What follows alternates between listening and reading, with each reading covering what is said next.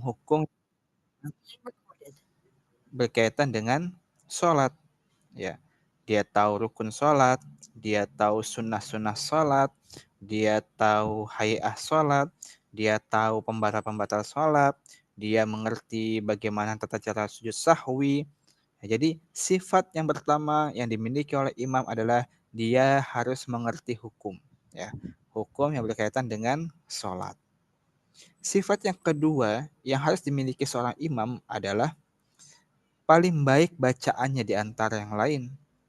Ya, paling baik bacaannya, dia Al-Fatihahnya, ya bacaan Qur'annya itu dia lebih baik. Itu sifat yang kedua. Adalah bacaan bagus ya, bacanya baik. Kemudian sifat yang ketiga ya sebagaimana disebutkan tadi ada tentang dia soleh ya. Orangnya soleh atau paling soleh di antara yang lain. Sifatnya adalah imam itu paling soleh atau paling baik. Kita menilai secara zahir ya, bukan secara batin ya. Kita secara zahir. Jadi orang yang paling soleh itu yang harus dimiliki seorang imam. Ya, sifat yang ketiga. Sifat yang terakhir yang harus dimiliki orang imam itu adalah paling tua. Baru usia paling tua itu bukan yang pertama, tapi di akhir ya, usia yang lebih tua. Jadi inilah empat sifat imam ya yang harus dimengerti. Yang pertama dia mengerti hukum-hukum sholat.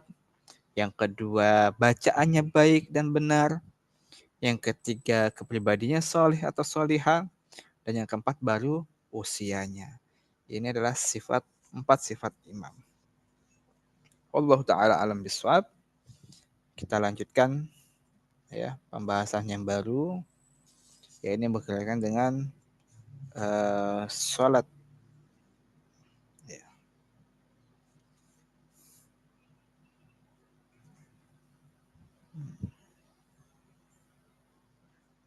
Qasar.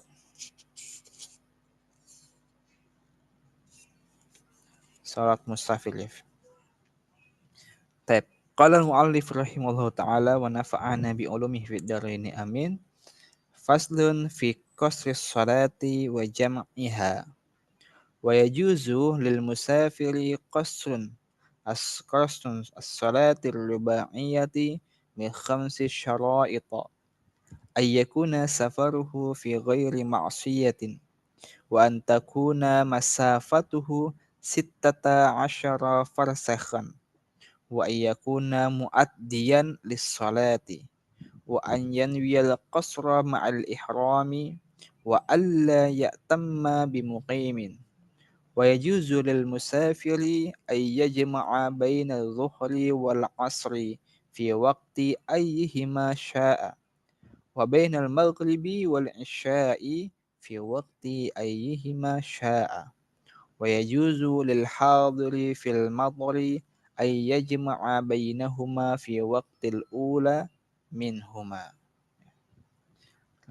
Mu'alif berkata dalam bukunya menulis dalam bab sholat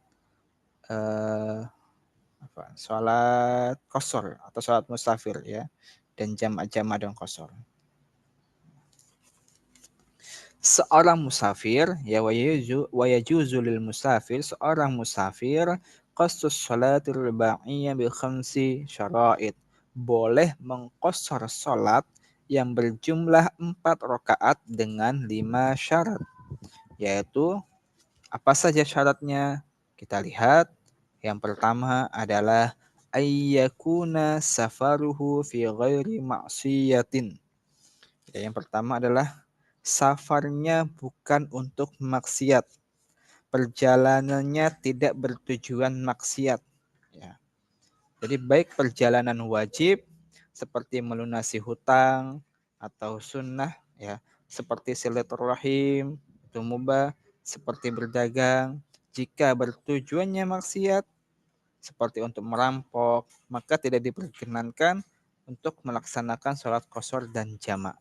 Jadi satu ya syarat yang pertama untuk dibolehkannya seorang musafir menjamak atau mengqashar salat adalah tidak untuk bermaksiat atau perjalanannya dalam rangka bukan untuk maksiat, ya. Kemudian yang kedua, syarat yang kedua bolehnya seorang musafir menjamak atau mengqashar salat adalah wa an takuna masafatuhu sittata asyara farsakhan. Jarak safarnya itu sejauh 16 farsakh, ya. 16 farsakh itu tanpa menghitung jarak pulang, ya. Itu jarak berangkatnya saja. Ya, sejauh 16 farsakh. Ya, 16 farsakh. Bukhari meriwayatkan dengan disertai komentar, ya, bahwasanya mengqashar salat itu beberapa jarak yang diperbolehkan untuk mengqashar. Ibnu Umar dan Ibnu Abbas radhiyallahu anhuma mengqashar dan berbuka dengan jarak 4 bar, yaitu 16 farsakh. Jarak ini kira-kira sama dengan 81 kilometer, ya. Jadi jarak yang dibolehkan 16 farsakh. Satu farsakh itu sekitar 3 mil, ya. Maka kalau 16 farsakh, 16 farsakh berarti kan 3 kali 16, 48 mil. Nah, sedangkan 1 mil itu sekitar 400.000 langkah. Ya. Ya, dan satu langkah itu seukuran 400.000 jangkah, dan satu jangkah seukuran 3 telapak kaki. Atau kira-kira 16 farsakh itu sekitar 81 kilometer, ya. Jadi jarak safar itu kira-kira diperbolehkan jarak safar itu sekitar 16 farsakh atau sekitar 81 kilometer, ya, kilometer. Tuh, syarat yang kedua adalah jaraknya kira-kira mencapai 16 farsakh atau 18 81 kilometer. Jadi kalau kita bersafar, ya, mau sholat menjamak atau mengqashar, kalau tidak mencapai 81 atau mendekati 81, baiknya kita tidak perlu menjamak untuk kehati-hatian. Apalagi jaraknya cuma hanya 30 kilometer atau 50 kilometer, ya masih jauh gitu, ya. Tapi kalau mendekat 80 untuk hati-hatian bolehlah. Ya, jadi jaraknya kira-kira sekitar 16 farsakh atau 81 kilometer. Jadi syarat yang kedua boleh melaksanakan jamak atau qashar adalah jaraknya, ya, antakuna masafatuhu jaraknya sittata asyara, ya, 16 farsakh atau sekitar 81 kilometer. Syarat yang ketiga diperbolehkannya seorang musafir untuk menjamak salat atau mengqashar salat adalah wa ayyakuna muaddiyan lis salati, ya. Salat yang diqashar, ya, salat yang diqashar khusus salat yang berjumlah 4 rakaat, ya. Jadi salat yang diqashar itu adalah salat yang jumlahnya 4 rakaat, ya. Salat yang dikerjakan adalah salat ada 4 rakaat, ya, bukan yang selain dari 4 rakaat atau bukan qadha. Dan sholat yang dikerjakan pun yang ditinggalkan dalam perjalanan dapat diqashar dalam perjalanan, ya. Tidak bisa di rumah, ya. Qashar itu di perjalanan bukan di rumah. Jadi sholat yang diqashar khusus sholat yang berjumlah 4 rakaat. Misalkan sholat zuhur dan asar masing-masing 4 rakaat diqashar menjadi 2 rakaat 2 rakaat, ya. Kalau maghrib tidak bisa diqashar. Asar Isya bisa 4 rakaat jadi 2.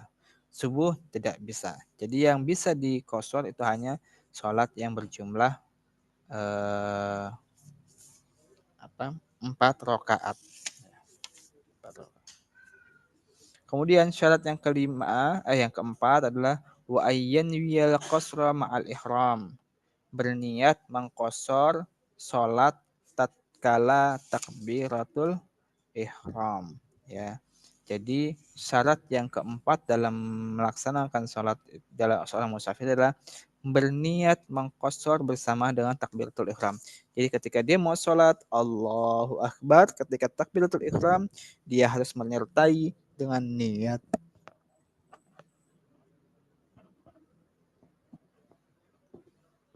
Niatnya apa? Niat untuk melaksanakan sholat qashar tersebut. Kemudian syarat yang kelima adalah wa alla ya'tamma bimuqimin. Ya, tidak bermakmum kepada orang yang mukim atau orang yang tidak melakukan safar ya. Jadi tidak bermakmum kepada orang yang sholatnya sempurna, yang tidak ini apa? Tidak mukim, tidak berpergian ya. Atau dia tidak mengkosor. Jadi ketika dia sholat berjamaah dengan orang yang mukim, nggak bisa dia mengkosornya. Dia harus mengikuti gerakan imam sampai selesai. Nah, inilah 5 syarat sholatnya seorang musafir. Nah, yang pertama adalah sholatnya, safarnya bukan untuk maksiat, ya, tapi dalam rangka yang baik, mungkin kewajibannya atau tentang berkaitan dengan kesunahan atau muamalah. Yang penting bukan untuk bermaksiat. Syarat yang kedua, jaraknya 16 farsakh atau sekitar 81 kilometer. Dan syarat yang ketiga, sholatnya ada yang bisa kosong itu adalah sholat yang bentuknya atau jumlah rakaatnya 4 ya, 4 rakaat. Yang keempat adalah berniat mengqashar bersamaan ketika takbiratul ihram. Dan yang kelima adalah tidak bermakmum kepada orang yang sempurna sholatnya, atau kepada orang yang mukim, atau kepada orang yang memang tidak mengqashar sholatnya. Taib. Wa yajuzu lil musafiri ay yajma'a baina dhuhri wal 'asri fi waqti ayyihima sya'a wa bainal maghribi wal isya'i fi waqti ayyihima sya'a. Boleh bagi seorang musafir itu menjamak sholatnya antara sholat zuhur dan sholat asar di waktu manapun yang dia inginkan, yang dia kehendaki di antara keduanya, ya. Apakah di zuhurnya atau di asarnya, ya. Itu boleh menjamak atau menggabungkan seorang muslim menggabungkan sholat antara zuhur dan asar, atau wabainal maghrib wal isya, ya, atau sholat maghrib dan isya di kapan, di waktu manapun yang diinginkan di antara keduanya. Zuhur dan asar pengen dilaksanakan di sholat asar boleh, zuhur dan asar dijamak tapi di waktu asar boleh, begitu maghrib dan isya di waktu maghrib boleh, ya, di waktu maghrib dan isya di waktu isya juga boleh, ya. Jadi boleh seorang musafir menjamak antara zuhur dan asar, maghrib dan isya, di antara waktunya adalah waktu di antara keduanya. Bisa di awal atau bisa di waktu kedua. Wa yajuzu lil hadiri fil matari ay yajma'a bainahuma fi waqtil ula minhuma. Boleh bagi orang yang mukim ya menjamak, ya, menjamak antara zuhur dan asar atau maghrib dan isya ketika apa, fi waqtil itu fil matori, ketika hujan turun, ya, di waktu pertama sholat tersebut. Misalkan maghrib dan isya, kita melakukan sholat di waktu sholat maghrib dan terjadi hujan sangat deras, ya, yang sangat kuat, sehingga tidak diperbolehkan untuk menjamak sholat maghrib dan isya di waktu hujan. Dan tentunya ini memiliki syarat-syarat tertentu, ya. Di antaranya hujannya adalah hujan yang deras, hujan yang penuh dengan petir, yang menyebabkan atau menghalangi jamaah untuk berangkat ke masjid, atau kesulitan ketika pulang harus balik ke masjid lagi untuk melaksanakan sholat berjamaah di masjid. Dan ini boleh jamaknya adalah dengan imam di masjid, bukan di rumah. Ya. Jadi itulah yang berkaitan dengan sholat musafir atau sholat jamaah. Baik, kita bacakan beberapa faedah-faedah lain yang berkaitan dengan sholat qashar dan jamak bagi musafir. Ada beberapa dalil yang berkaitan dengan salat jamak dan qasar. Yang pertama adalah surah An-Nisa ayat 11. Ya, Allah Subhanahu wa taala berfirman, "Wa idza darabatum fil ardi falaysa 'alaikum junahun an taqsuru minas salawati in khiftum ayaftinakumul ladzi."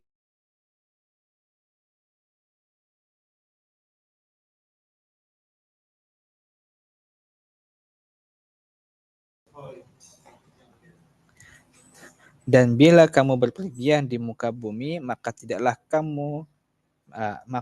mengapa kamu mengqashar salatmu jika kamu takut diserang oleh orang-orang kafir. Sesungguhnya orang-orang kafir itu adalah musuh yang nyata bagimu. Ini salah satu dalil bolehnya kita mengqashar salat. Ada juga sebuah hadis an Anas radhiyallahu anhu. Qala kharajna ma'a Rasulillah sallallahu alaihi wasallam minal Madinati ila Makkah.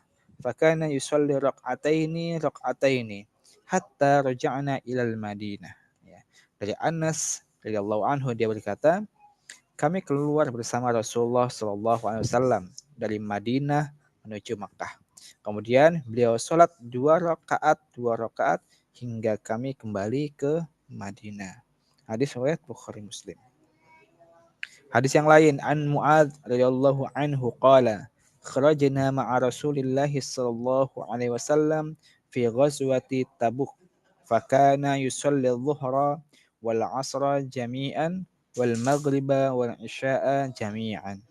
Dari Mu'ad radhiyallahu anhu dia berkata, kami keluar bersama Rasulullah sallallahu alaihi wasallam pada perang Tabuk. Kemudian beliau sholat zuhur serta asar dengan jamak dan sholat maghrib serta isya dengan jamak. Hadis riwayat Muslim. Yang terakhir ada sebuah hadis juga.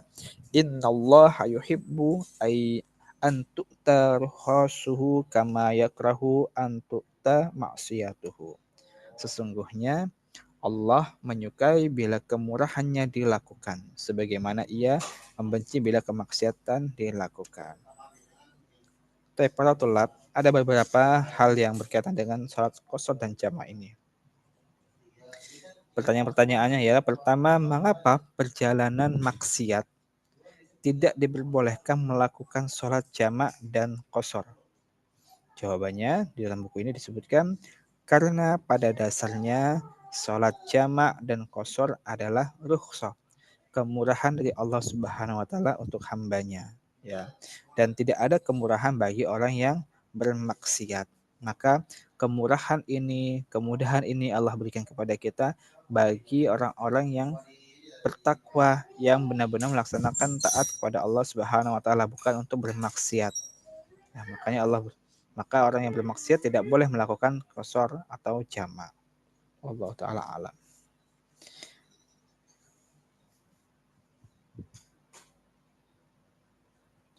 Kemudian pertanyaan kedua, apakah perjalanan untuk bertamasya atau jalan-jalan tetap mendapat kemurahan melakukan sholat jamak dan qashar?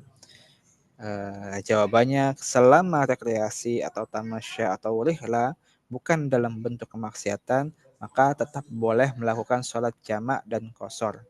Syarat dan ketentuan berlaku sebagaimana telah kita sebutkan di dalam Matan Abi Suja. Kemudian, apakah setelah bertaubat di tengah perjalanan untuk maksiat, ya misalkan niat di awalnya untuk bermaksiat, di tengah jalan dia bertaubat, apakah dapat melakukan kemurahan sholat jamak dan qashar? Jawabannya ialah iya, tetap mendapatkan kemurahan sebagaimana pendapatnya Imam Rafi'i. Ya, ketika perjalanan dia mau bermaksiat, tapi di tengah perjalanan dia bertaubat, sehingga ketika dia melakukan safar, dia masih diperbolehkan untuk menjamak atau mengqashar sholatnya.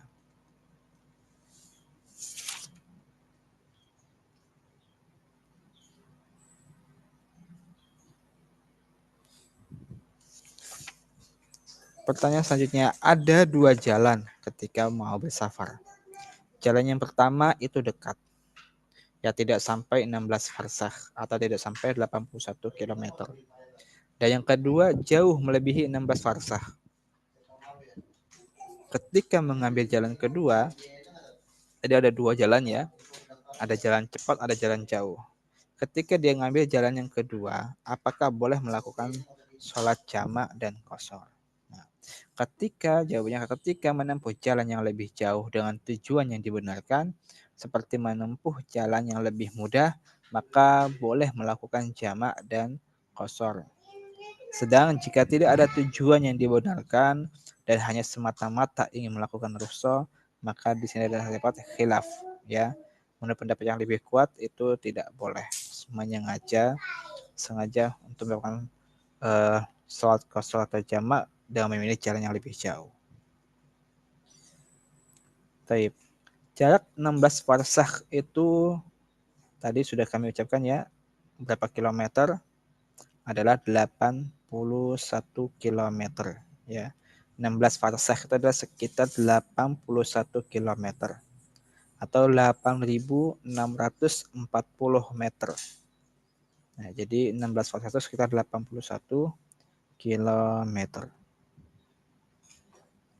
Pertanyaan yang lain, sebatas mana seseorang dikatakan terputus safarnya sehingga dia tidak diperbolehkan melakukan rukhsah safar tersebut, rukhsah sebab safar tersebut. Seseorang dianggap terputus safarnya bila disebabkan salah satu di antara 5 hal berikut. Ya.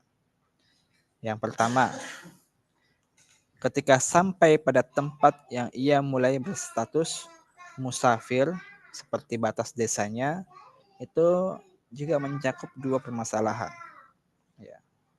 Yang pertama, kembali dari jarak diperbolehkan mengqashar sholat ke tanah kelahirannya. Apakah sesuai atau tidak. Yang kedua, kembali dari jarak diperbolehkan mengqashar sholat ke selain tanah kelahirannya. Dan dia niat bermukim secara mutlak atau 4 hari penuh. Ya. Jadi yang pertama adalah ketika dia sudah mulai berstatus musafir sampai batas seperti batas desanya, itu ada dua permasalahan. Ketika dia kembali, jarak itu diperbolehkan mengqashar. Ya, jarak sekitar 81 km. Yang kedua adalah dia kembali dari jarak diperbolehkan mengqashar ke tanah kelahirannya dengan niat bermukim secara mutlak, ya, atau 4 hari penuh. Kemudian hal yang kedua, dengan hanya beranjak untuk kembali. Ya, kalau tadi pertama dia mulai berstatus musafir. Yang kedua dengan hanya beranjak untuk kembali. Ya, itu pun mencakup dua masalah. Yang pertama, dia kembali ke tanah kelahirannya sebelum sampai pada jarak yang diperbolehkan mengqashar sholat. Ya, kembali ke tanah kelahiran sebelum sampai pada jarak diperbolehkannya mengqashar sholat. Hal yang kedua yang tentang beranjak kembali ini, kembali ke selain tanah kelahirannya sebelum sampai pada jarak diperbolehkannya mengqashar sholat. Dengan niat apa? Dia niat bermukim secara mutlak, ya, atau dia berniat mukim secara 4 hari penuh. Nah, kalau kondisi seperti itu berarti terputus status safarnya, sehingga tidak melakukan jamak qashar lagi. Hal yang ketiga yang berkaitan tadi dengan terputusnya status safar adalah dia dengan hanya niat kembali. Hanya niat kembali. Meskipun dia tidak kembali ke tempatnya. Itu pun memiliki dua masalah. Yang pertama, ketika dia niat kembali ke tanah kelahirannya, meskipun dari jarak yang jauh, dengan syarat dia berstatus musafir, ya, dia berpergian sendiri, tidak tergantung dengan orang lain, atau dia tidak bersama istri atau tidak bersama suami, dan tidak melakukan perjalanan, ya, tidak melakukan perjalanan, maksudnya dia berhenti. Ya, ketika dia kembali ke tanah kelahirannya, meskipun jarak jauh itu sudah terlewati, ya, dia berstatus musafir, tapi ketika dia berniat untuk kembali ke tanahnya meskipun belum sampai, putuslah status safarnya. Atau yang kedua kondisinya niat kembali ke selain tanah kelahirannya dengan syarat dia niat bermukim di suatu tempat sebagaimana sebelumnya. Ya, jadi kalau dia berjalan, bersafar, kemudian dia berhenti di tempat yang bukan tanah kelahirannya, tapi dia di situ sudah berniat ya untuk entah ke situ tidak kembali ke kampung halaman atau ke tanah kelahiran, maka terputuslah status safarnya. Kemudian hal yang keempat, dia niat bermukim selama 4 hari penuh ya. Seseorang berniat dia bermukim selama 4 hari penuh di selain tempat yang ia mulai berstatus safar. Ya, jadi ketika dia niatnya untuk mukim ke suatu tempat selama 4 hari penuh, ya lebih dari 3 hari, 4 hari penuh, maka dia terputus statusnya menjadi musafir. Dan ini pun menjadi ada dua masalah. Yang pertama, niat bermukimnya di suatu tempat sebelum tiba di sana. Jadi belum sampai tempat yang dikunjungi dia sudah berniat pengen di sana, ya. Maka terputus status musafirnya bila dia sampai di tempat tersebut dengan syarat dia berstatus musafir mustakil. Musafir mustakil itu apa? Musafir yang berpergian sendiri, ya. Dia sendirian, tidak bergantung pada orang lain. Tidak seperti istri ikut kepada suami atau suami kepada istri. Musafir mustakil, sendirian. Kondisi yang kedua, dia niat bermukim ketika atau setelah tiba di suatu tempat, maka terputus status musafirnya dengan syarat ia menetap ketika niat. Jadi yang keempat ini ketika dia niat bermukim lebih dari 3 hari, karena ada pendapat mengatakan sholat menjamak sholat atau qashar sholat bagi musafir itu batasnya selama 3 hari. Nah, ketika dia lebih dari 3 hari atau berniat 4 hari penuh untuk bermukim di suatu tempat, maka terputuslah status safarnya sehingga dia bisa melaksanakan sholat seperti biasa. Dan hal yang kelima adalah bermukim, mencakup dua masalah ketika dia sudah sampai meniatkan untuk bermukim. Yang pertama, bermukim 4 hari penuh atau lebih dari 3 hari tanpa menghitung hari tiba dan keberangkatannya. Maka dia statusnya sudah tidak musafir lagi, tidak bisa menjamak dan mengqashar. Atau yang kedua, dia bermukim 18 hari penuh, yaitu bila berharap selesainya keperluan-keperluannya sebelum terlewat 4 hari penuh. Ya, jadi terputusnya status safarnya. Jadi dari 5 hal ini ya, status safar itu dia berhenti ketika tadi yang pertama adalah ketika dia sudah sampai pada tempat yang mana ia mulai berstatus musafir, ya. Atau dia kembali ke kembali kepada yang ke tanah kelahirannya. Udah nggak boleh mengkosor. Yang kedua, dia beranjak untuk kembali, tapi dengan jarak yang diperbolehkan. Yang ketiga, dia baru niat, hanya niat kembali saja, meskipun tidak kembali. Ya, itu juga itu ketika sudah niat dan sudah di suatu tempat dan meyakini 4 hari penuh untuk di sana, tinggal di suatu tempat, maka tidak lagi berstatus musafir. Yang keempat, dia berniat. Kalau tadi tidak niat, ini berniat untuk bermukim selama 4 hari penuh atau lebih di selain tempat yang dia mulai bersafar. Maka putuslah status safarnya. Dan yang kelima, dia adalah menetap atau bermukim ya selama 4 hari atau lebih. Maka dia tidak menjamaknya atau tidak mengqashar sholatnya. Wallahu taala alam bisawab. Sampai di sini ya. Belum kita pikirkan ada sedikit nasnya.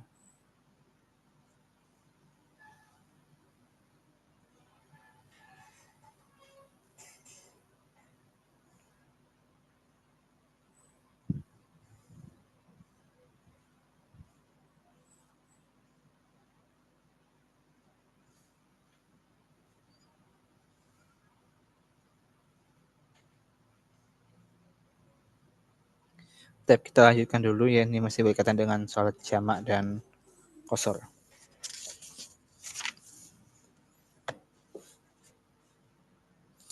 Qala al-mu'allif rahimahullah ta'ala wa nafa'ana bi ulumi fid dharain amin.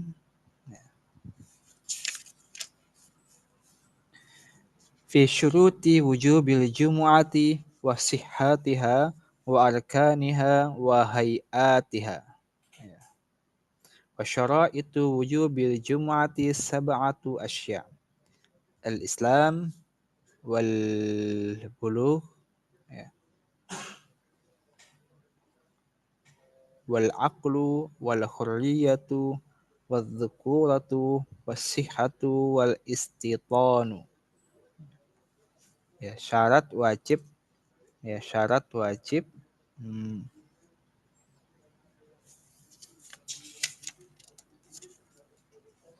melaksanakan sholat Jum'ah ini ya.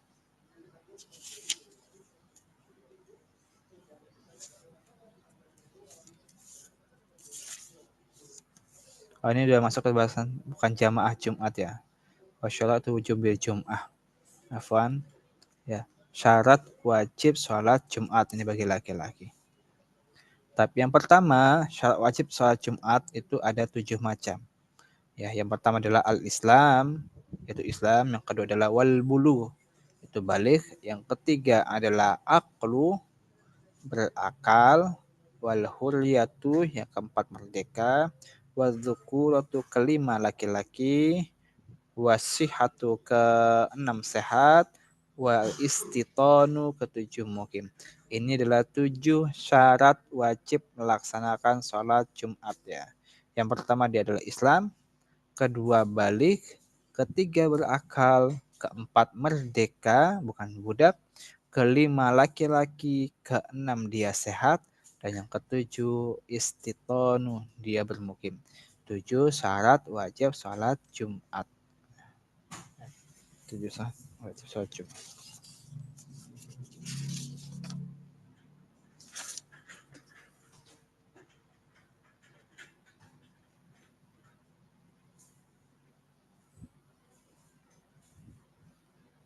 Tapi ini ada yang sebenarnya yang terlewat ya.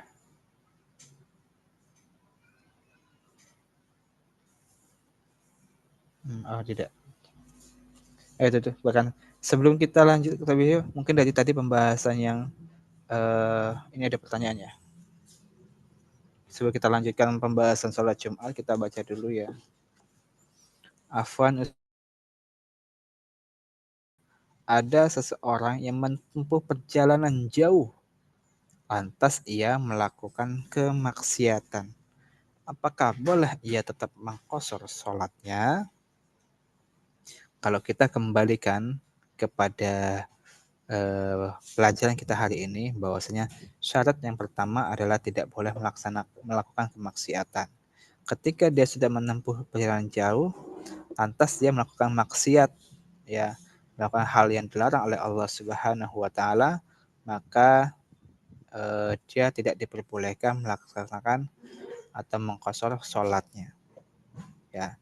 Jadi kalau dia perjalanannya niatnya nggak bermaksiat, ketika perjalanan bersafar ada kesempatan dia mencuri, ada kesempatan dia untuk mengambil barang orang lain, maka selama dia perjalanan itu di sana dia tidak boleh melakukan jamak atau mengqashar sholat.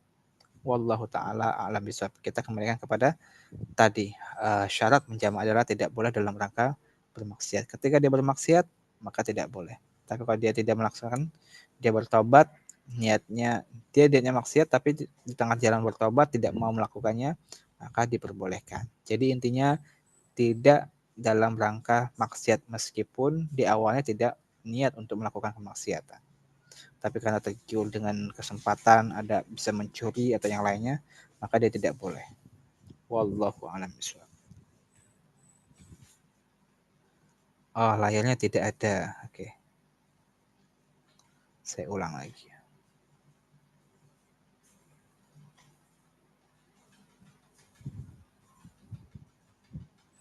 Ini tadi ya.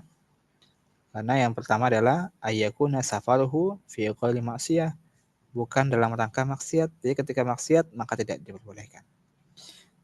Kedua, afansat bagaimana apabila kita pulang kampung dengan niat bermukim? Apakah kita masih mendapat keringanan untuk mengqashar salat sesampainya kita di tempat tujuan kita? Kalau kita berniat mukimnya lebih dari 3 hari ya, atau lebih dari 3 hari ya, atau 4 hari penuh, maka terputuslah dia untuk melakukan qashar sholatnya. Jadi ketika sampai rumah, ya udah, dia ada batasannya ya. Batasannya adalah lebih dari 3 hari. Kalau masih 3 hari masih diperbolehkan.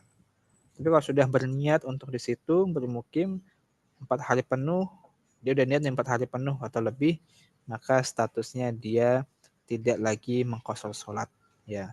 Jadi kalau antun nanti besok liburannya ternyata liburannya 10 hari atau 20 hari ya, atau 2 pekan, meskipun statusnya secara hukum sebagai musafir, tapi karena pulang kampung itu bertujuan untuk mukim karena melebihi dari 3 hari, maka tidak diperkenankan untuk mengqashar atau menjamak sholatnya.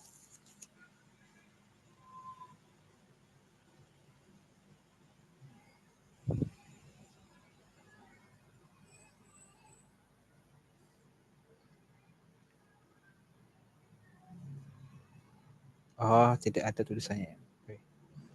Hmm,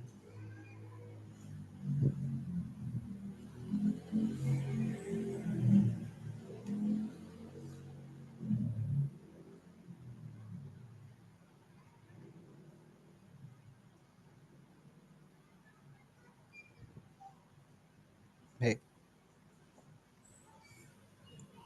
Jadi seperti itu ya. Kalau nanti Antuna pulang kampung, sebenarnya statusnya adalah musafir, tinggalnya di pondok, barang-barang di pondok, baju, tempat tidur segala macam, kesehariannya di pondok. Ketika mau pulang ke rumah, pulang kampung, meskipun itu bersafar, tapi ketika niatnya untuk bermukim, karena akan kembali ke rumah, ke tanah kelahiran, dengan membawa sebagian barang-barang dan akan tinggal di rumah melebihi dari 3 hari atau 4 hari penuh, maka terputuslah status musafirnya, sehingga dia tidak diperkenan lagi untuk menjamak atau mengqashar sholatnya.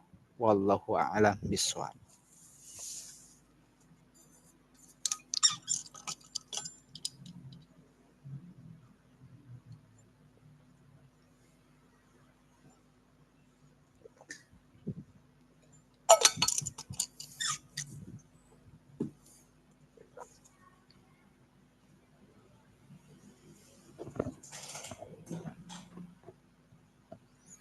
Baik, seperti itu ya, insya Allah jelas ya untuk pertanyaan tadi.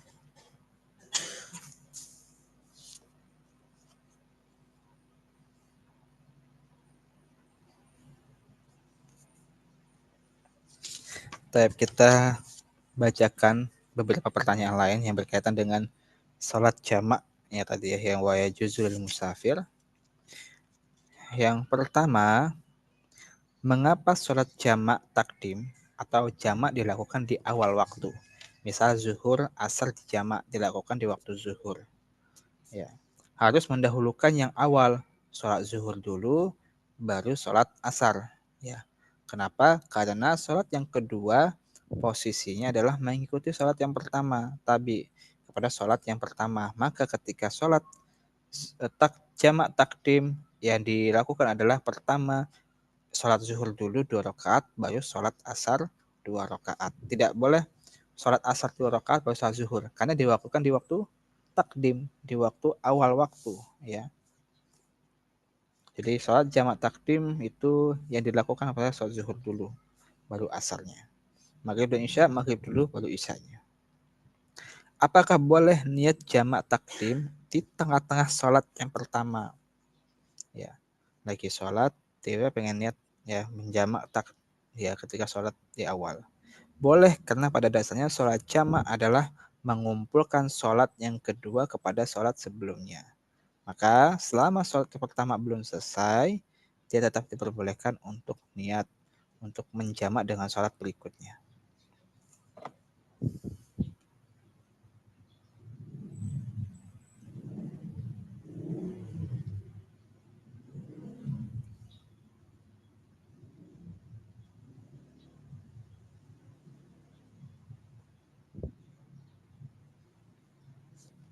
Kemudian pertanyaan adalah mengapa menjamak sholat itu harus munawalah atau harus berkesinambungan? Ya, jadi harus zuhur langsung ke asar, nggak boleh ada jeda. Ya, nggak. Maksudnya itu nggak boleh habis sholat zuhur makan dulu kemudian jamak sholat asar di waktu yang di awal, tidak boleh. Ya, karena pada dasarnya sholat jamak adalah menjadikan dua sholat menjadi satu. Sehingga sholat jamak itu harus berkesinambungan. Supaya dua sholat yang dijamak seperti satu rangkaian sholat. Ya, jadi sholat jamak harus berkesinambungan. Selesai 2 rakaat zuhur, dilanjutkan 2 rakaat asar. Seperti itu. Mengapa sholat jamak takhir atau sholat jamak yang dilakukan di akhir, ya, itu tidak disyaratkan tertib, tidak disyaratkan mualah dan niat jamak pada waktu melaksanakan sholat yang pertama sebagaimana jamak takdim. Kalau jamak takdim kan tadi misalkan zuhur dan asar harus dilakukan zuhur dulu baru asar. Kalau jamak takhir kenapa tidak diwajibkan? Ya, karena adalah waktunya yang dilakukan dari waktu yang kedua, misalkan sholat dan zuhur dan asar. Karena waktunya waktu asar dikerjakan di jamak takhir, asar atau isya, maka yang pertama statusnya mengikuti sholat yang dilakukan waktu itu. Maka dalam hal ini, sholat pertama dianggap sholat yang terlewati, sehingga tidak memerlukan syarat-syarat sebagaimana jamak takdim, ya, zuhur dulu baru asar. Tapi kalau jamak takhir, karena sholatnya dilakukan di akhir, di misalkan zuhur dan asar diwaktukan waktu asar, maka tidak ada syarat harus zuhur dulu baru asar. Ya, ketika boleh dia sholat asar dulu baru zuhur. Ya, karena sifatnya sholat zuhur mengikuti sholat asar. Jadi tidak ada harus zuhur dulu baru asar. Tapi asalnya lebih baiknya emang tertib. Tapi kalau untuk jamak takhir tidak ada keharusan untuk sholat zuhur dulu. Ya, wallahu taala alam. Bisa.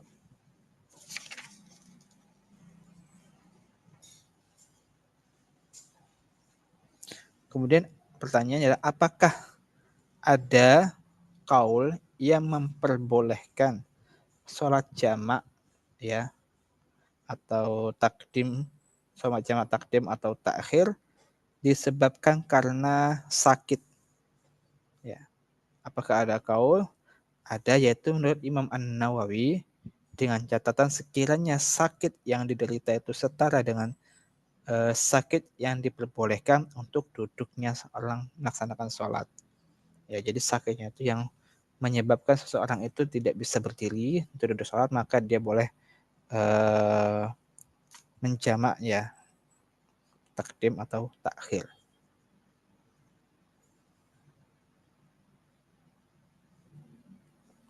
Taib Afwan Ustaz izin bertanya, jika kita sudah niat untuk menetap di suatu tempat selama seminggu, apakah kita masih boleh mengkosor 3 hari di tempat menetap tersebut? Jazakumullah Ustaz. Taib. Ya, jadi hal ini kalau dia statusnya sebagai musafir, ya memang batasannya itu ada yang 3 hari. Ada pendapat lain yang boleh selama dia musafir, mau 3 hari, mau 1 pekan, mau 1 bulan, ya ada masih diperbolehkan selama dia seorang musafir. Jadi kalau saya dan lihat juga dari rukhsah itu dilihat juga dari kesulitannya di selama musafir itu, dia apakah kesulitan untuk melaksanakan sholat 5 waktu secara sempurna. Kalau dirasa dia kesulitan, ya karena ada banyaknya kerjaan dan kegiatan, dan statusnya masih musafir, boleh dia mengqashar ya 3 hari tersebut di tempat tersebut. Wallahu a'lam.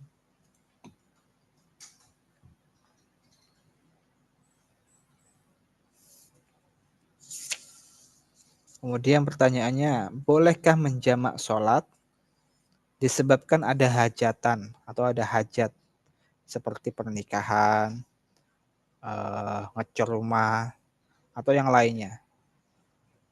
Nah, ini ada yang berpendapat itu menurut Abu Ishaq Al-Marwizi ya atau Ibnu Munzir dalam mazhab Syafi'i dan Ibnu Sirin itu diperbolehkan dengan catatan ya, dengan catatan tidak dijadikan kebiasaan. Ya, Allah alam. Ini dia mengatakan diperbolehkan menjamak sholat. Ya, ini menurut mazhab Syafi'i ya. Itu dengan catatan bukan untuk dijadikan kebiasaan. Diperbolehkan.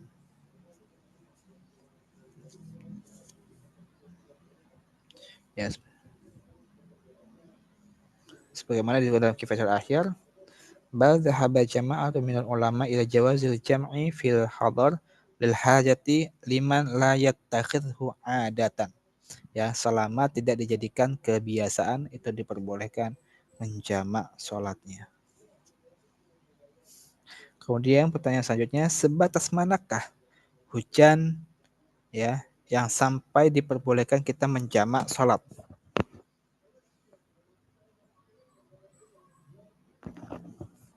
Batasannya adalah uh, hujan yang kondisi hujan yang bisa memperbolehkan kita menjamak sholat ketika hujan yang benar-benar sangat deras sekali menyebabkan pakaian kita basah dan kita kesulitan untuk jalan menuju masjid ya, yang sangat deras atau pulang kembali untuk berangkat kembali ke masjid itu sangat deras sehingga kesulitan untuk berangkat, maka itu diperbolehkan menjamak sholat karena hujan ya. Tapi syaratnya harus di masjid ya, bukan di asrama ya, bukan. Tapi saja di masjid bersama imam. Misalkan antuna ketika sholat di Al-Islam, di Masjid Al-Islam, sholat maghrib. Ketika imam lagi sholat ya bersama antuna bersolat bersama imam, rakaat pertama tiba-tiba hujan deras. Hujan deras sampai selesai salam masih hujan deras. Dan hujan derasnya itu sangat mengganggu, kalau pulang nggak bisa gitu, harus bakal basah pakaiannya segala macam, maka diperbolehkan menjamak sholatnya. Tapi ini tergantung imamnya juga ya. Jadi ini imam yang punya kebijakan. Jadi syaratnya adalah harus di masjid bersama imam, bukan di rumah, bukan di asrama. Kalau di asrama tidak menjamak ya, karena dia tinggal di asrama. Tidak ada masyakoh, tidak ada kesulitan dia untuk melaksanakan sholat sesuai waktunya. Apa batasan kesulitan sehingga mendapat kemurahan sholat jamak? Adalah kesulitan yang tidak bisa diganggu atau secara kebiasaan ya. Jadi ini kembalikan kepada kebiasaan lagi kesulitannya.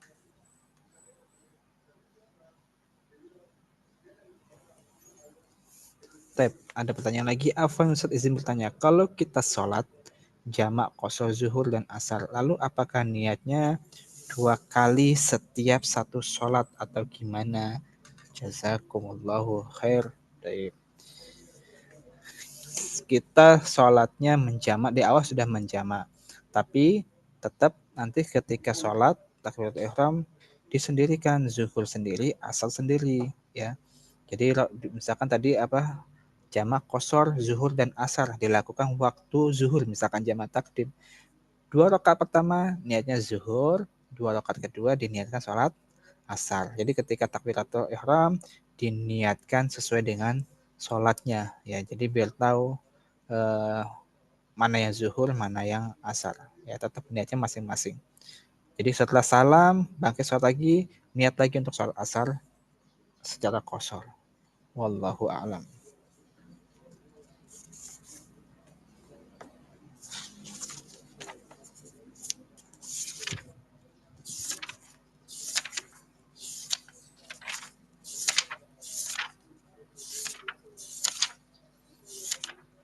Pasti ada pembahasan banyak. Ini kita masih belum ada sholat Jumat, sholat hari raya atau sholat Id, ada sholat gerhana, sholat khauf, ya, sholat jenazah. Jadi insya Allah akan kita bahas sedikit demi sedikit ya, satu persatu. Kalaupun nanti waktunya nggak sampai Ramadan, nanti kita akan minta waktu mungkin di pekan ketiga, insya Allah tanggal 19 ya. Mungkin kita perlu membahas ini, kitab Usiam, bab puasa ya insya Allah ya.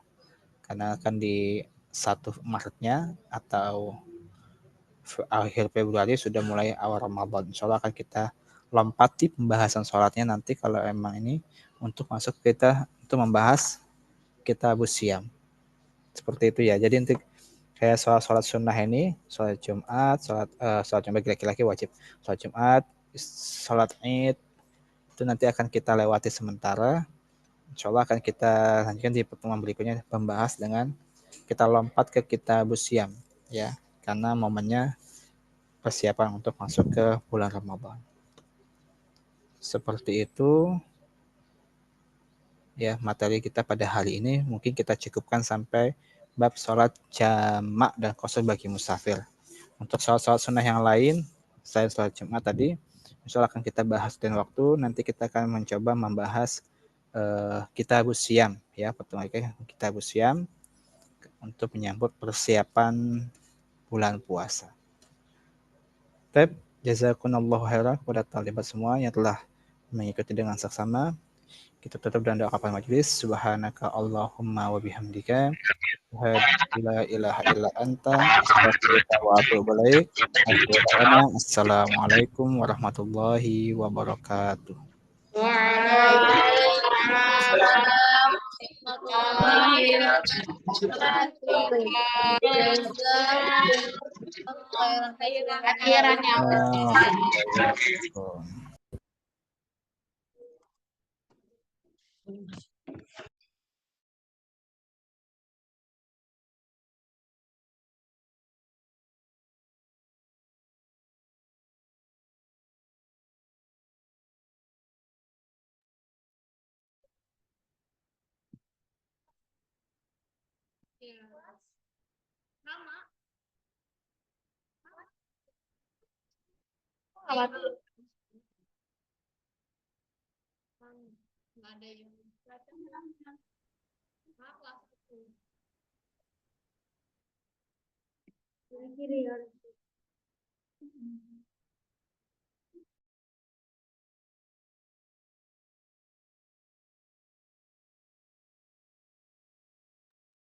Nurul. Apa kabar semuanya?